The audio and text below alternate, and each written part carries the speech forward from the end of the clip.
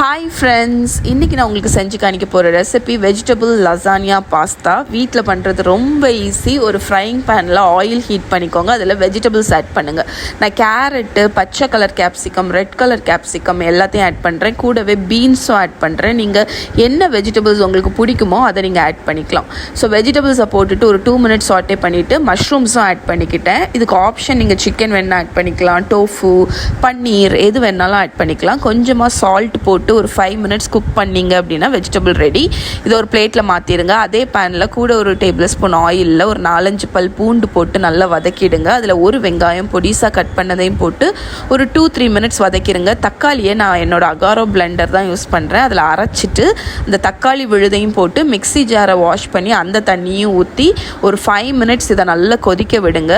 இதில் red chilli flakes, oregano, அதுக்கப்புறமா கொஞ்சமாக உப்பு போட்டு நீங்கள் மிக்ஸ் பண்ணி விட்டுட்டிங்கன்னா நம்மளோட டொமேட்டோ சாஸ் வந்து ரெடி ஆயிரும். இதில் நம்ம சாட்டே பண்ணி வச்சுருக்கிற வெஜிடபிள்ஸையும் ஆட் பண்ணி ஒரு 4-5 மினிட்ஸ் நல்லா கொதிக்க விட்டீங்க அப்படின்னா நம்மளோட வெஜிடபிள் மிக்ஸ்சர் வந்து ரெடி. இதில் ஃபைனலாக கொஞ்சம் கொத்தமல்லி கீரை போட்டு ஆஃப் பண்ணி எடுத்து வச்சுருங்க. இப்போ நம்ம இந்த லசானியா பாஸ்தாக்குள்ளே ஒயிட் சாஸ் வந்து ரெடி பண்ண போகிறோம், பெஷமல் சாஸ்.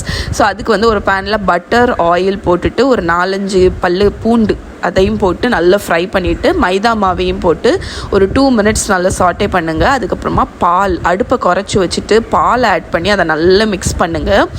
நீங்கள் மிக்ஸ் பண்ணிவிட்டு அதை கலந்துக்கிட்டே இருக்கணும், இல்லைன்னா அடி பிடிச்சிடும், கட்டி தட்டிடும்.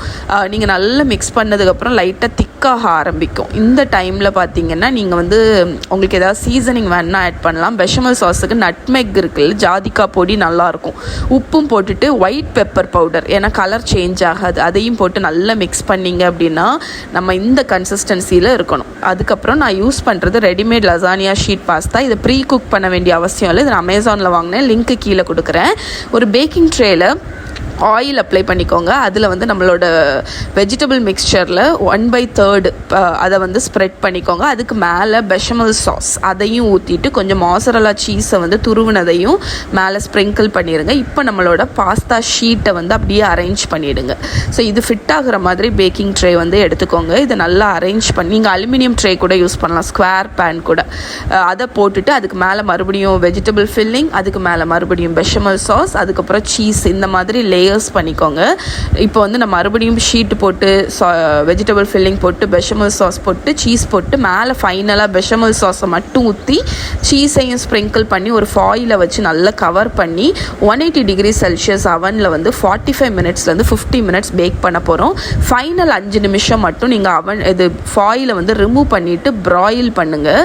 மேலே க்ரில்லில் வந்து வச்சிங்கன்னா நல்ல மேலே வந்து கோல்டன் கலரில் உங்களுக்கு வந்து பாஸ்தா வந்து லசானியா வந்து கிடைக்கும். ஸோ இப்போ வெளியே எடுத்துகிட்டு அட்லீஸ்ட் 15 மினிட்ஸ் இதை அப்படியே கூலாக விட்டுருங்க. அதுக்கப்புறம் ஒரு நைஃபை வச்சு நீங்கள் ஸ்லைஸ் பண்ணி நீங்கள் வந்து சர்வ் பண்ணிங்க அப்படின்னா செம்ம டேஸ்ட்டாக இருக்கும்.